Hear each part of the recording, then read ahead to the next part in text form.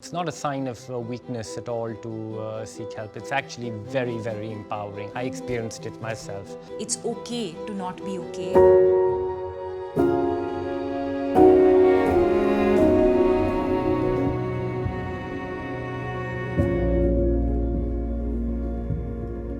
I think it's absolutely, it's not a sign of weakness at all to seek help. It's actually very, very empowering. I experienced it myself. And I would just encourage each and everybody who is not feeling their best to go out and seek help. I think it's a real sign of courage and it's a real sign of strength. If you think an athlete's life will be devoid of pressure, then you're living in a dream. There will be pressure, there will be stress. But how do you learn to channelize it?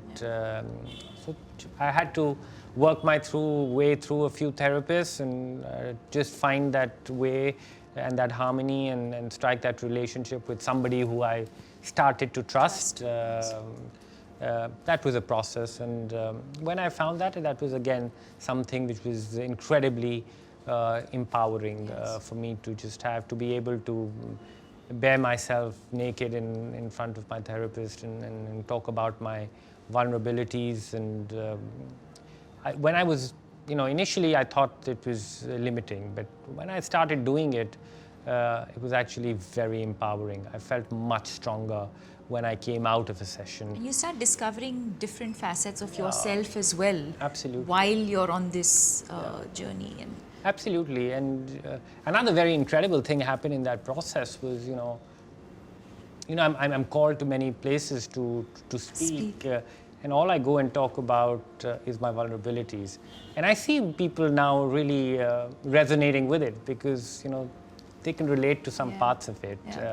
Who cares if I did so many sit-ups or did so much core training to become more stable or reduce my heart rate or get my respiratory rate lower. It was great, and it won a gold medal, but how does it help them? So I really go and talk about my vulnerabilities. And I'd like to talk about my greatest vulnerabilities was with belief. Because I had become so obsessive, and I was a perfectionist of sorts, and chasing perfection is a good thing, but it's also a really bad thing because chasing perfection is like chasing any untamable beast. I mean, it's just ridiculous. I never gained confidence. I would shoot perfect scores, break world records in practice, but my reaction out of breaking a world record was, oh, but I could have done that a little bit better. So I gained absolutely no confidence, and it was just tough. It just brought in so much anxiety, and I was never happy. I was never happy with what I was doing, and that was toxic. But there was a shift, and that was limiting in performance as well, right? I used to be so scared going into competition. I was always a little chicken-hearted, but this even made it worse. But there was a shift, and the decisive shift was when I stopped chasing self-belief and I started chasing self-respect. Right. And for me, the most important thing was to be the best that I could be when nobody was watching, when there were no lights and cameras on me. But I woke up every morning with the same enthusiasm and energy as I would when competing in an Olympic final. And that was just a wonderful journey, which was so empowering. I would look myself into the mirror every night and ask myself the question, have I given it my best today? And when the answer was yes, I always had a very good night's sleep. And I realized that hard work is the best possible sedative that you can ever get. And I tried a few, I have to admit, over the course of my career.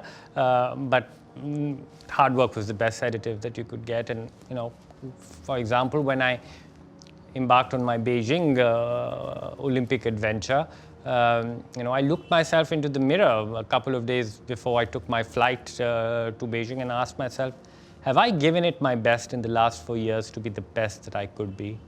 And frankly, the answer was yes. I could have done humanly nothing more to prepare for this event. And even before I shot the first shot at the Beijing Olympics, I was already a winner. I was a winner in my own eyes. And that was so empowering. That gave me a sense of security from deep within. And that was that wonderful journey that I started to chase of self-respect. And for me, it's much better than self-belief. I mean, I think for me, we've, in the last, say, 10, 15 years, India's seen almost sort of a revolution when it comes to physical health.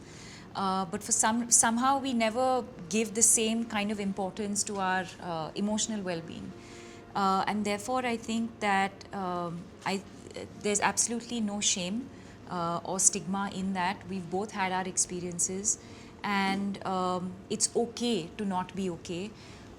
It's okay to talk about. I think for me, one of the biggest, I'd say, my journey to recovery really was to accept that there is such a thing as mental illness. So I think accepting it for myself, number one.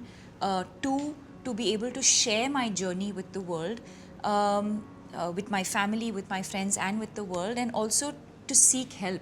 I think there's no shame or stigma in that.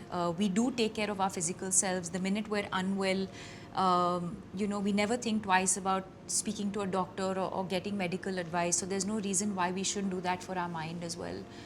So I think you need your mind as much as you need your body, and I think both of these things are extremely important and work hand in hand.